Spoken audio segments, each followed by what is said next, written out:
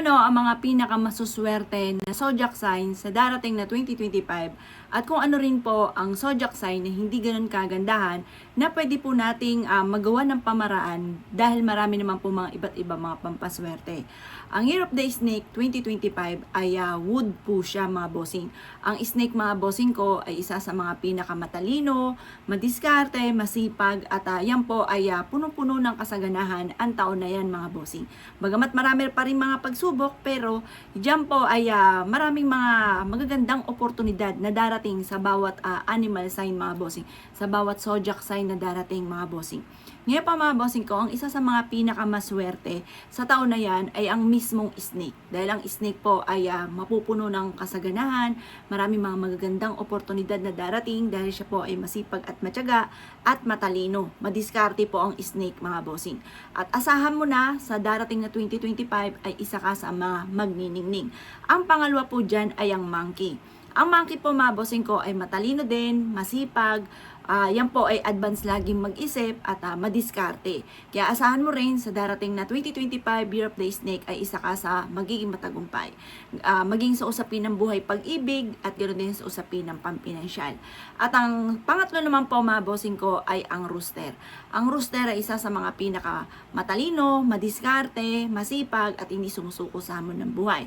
Kaya ang pangatlo po na isa sa mga magiging matagumpay mga bossing ko sa taon ng 2025 ay Year of the Rooster mga bossing. At ang pangatlong mga bossing ko ay ang ox. Ang ox, yan po ay matalino, madiskarte, at marami pang mga magagandang oportunidad na darating sa inyo.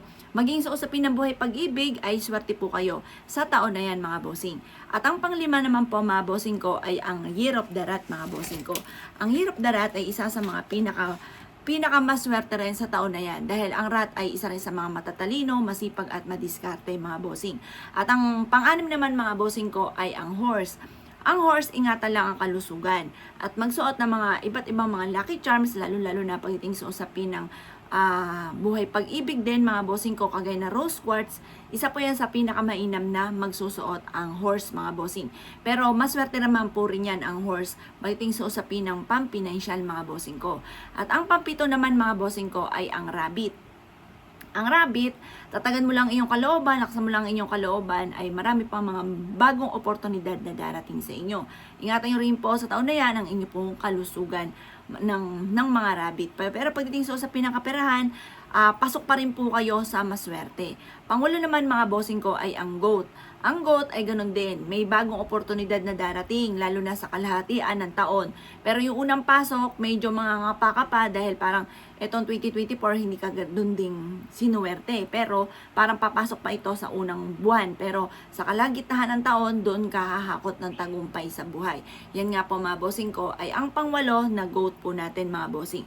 At ang pang-siyam mga bossing ko, may mga pagsubok ang pagdadaanan sa taon na ito ng 2025 dahil isa sa mga pangatlo na hindi ganoon kagandahan, kagaya po ng yung tiger, lalo na ang pig, at ganoon din po mga bossing ko, ang pinaka worst diyan po ay ang pig. Yun po ang talagang medyo tagilid ka talaga sa taon na yan. Pero syempre, maraming mga darating sa inyo na parang mga matcha-challenge ka naman sa mga pagsubok na malalampasan nyo rin naman po siya.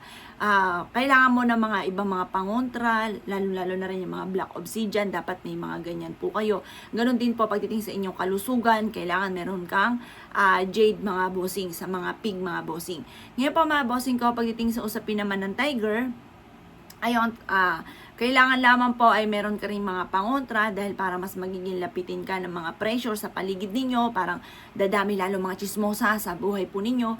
Tapos ang Year of the Dog, etong 2024, hindi ka ganun sinuwerte. Marami kang mga pagsubok na pinagdaanan na parang minsan iniiyak mo na lang dahil sa dami ng mga pagsubok.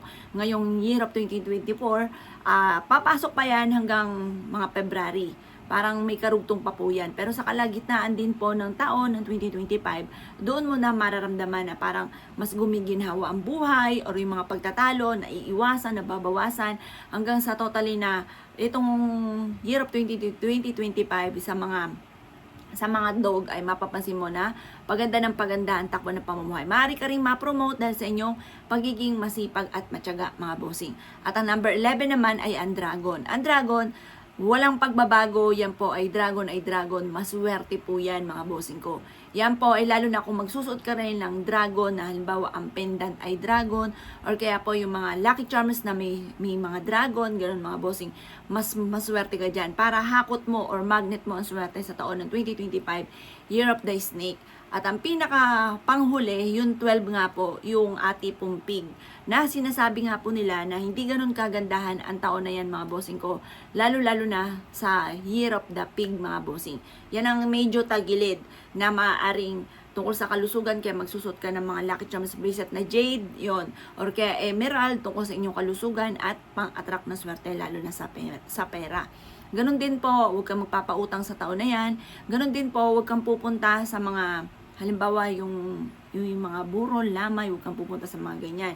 Dahil parang makaka-absorb ka ng mga negative sa taon na yan ng 2025, kasi medyo komplikado ka sa taon ng Year of the Snake. Kaya kailangan mag-iingat po kayo sa Year of the Pig. Pero marami tayong mga iba't ibang mga pamamaraan para maiwasan kung halimbawa sinabi po na hindi ganun kagandahan ang taon nyo pong yan. Marami tayong mga pwedeng suotin, at saka syempre panalangin ng taimtim, mga dapat gawin para hindi mangyari kung ano may sinasabi na negative. Pero sa buwan naman po, mga bossing ko, ng magiging buenas ka, mga buwan ng magsisimula na ng July to November. Magsisimula na magiging buenas ka. Kaso nga lang yung pagpasok ng January hanggang sa June, maaaring may mga negative na parang mangyari. Kaya kailangan meron ka mga pangontra para hindi mangyari kung ano man yung sinasabi na negative mo sa taon na yan. Yan pa, mga bossing ko, ang ilan sa mga impormasyon ngayong darating na 2025 na maaaring makatulong po sa inyo. Wala namang pinaka bago po dyan, mga bossing ko, sa yun lang yung pig, yung pinaka pero the rest, mga magaganda na marami pa mga magagandang oportunidad na darating po sa inyo. Kaya kung kayo po, mga bossing ko, ay isa sa akin mga nabanggit, mga bossing ko, na mabuenas, congratulations. Sa mga medyo tagilid, mga bossing ko, ay mainam, mag-ingat kayo, pero magukol kayo lagi ng panalangin at magsuot ng mga for protection para hindi po malasi. Good luck po sa inyo po lahat.